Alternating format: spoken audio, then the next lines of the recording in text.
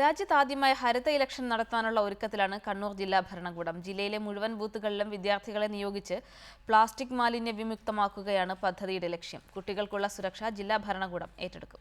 തെരഞ്ഞെടുപ്പ് കഴിയുമ്പോൾ കിലോ കണക്കിന് മാലിന്യങ്ങളാണ് ബൂത്തുകളിൽ കെട്ടിക്കിടന്നിരുന്നത്.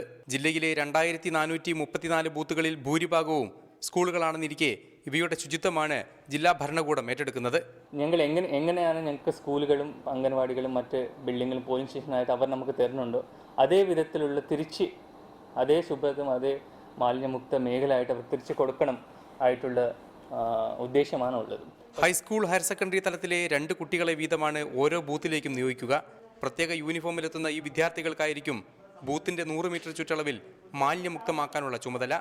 ജില്ലയിൽ 600-ലേറെ അതീവ പ്രശ്നബാധിത ബൂത്തുകളുണ്ടെന്നിരിക്കെ കുട്ടികളും ഹരിത തെരഞ്ഞെടുപ്പിനായി പരിശീലനം നേടി വരികയാണ്. എന്തായാലും ഭയം എന്തായാലും ഉണ്ടോ. ഞങ്ങൾ ഇപ്പം ആദ്യം തന്നെ പറഞ്ഞു ഞങ്ങൾക്ക് കളർ കിട്ടോ, പക്ഷേങ്കിൽ പേടിയില്ലാതെ തന്നെ ഞങ്ങൾ അതിന് എന്തൊക്കെ ചെയ്യണമെന്ന് വെച്ചാൽ ഞങ്ങൾ അത് ചെയ്യുന്നു.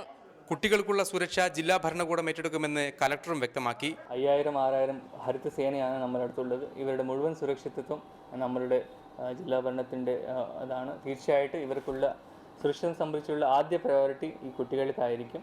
ശുചിത്വത്തിന്റെ ഈ കണ്ണൂർ മോഡൽ അടുത്ത തെരഞ്ഞെടുപ്പോടെ കേരളമാകെ ഏറ്റെടുക്കുമെന്ന പ്രതീക്ഷയിലാണ് ജില്ലാ ശുചിത്വ മിഷനും. റിപ്പോർട്ടർ, കണ്ണൂർ.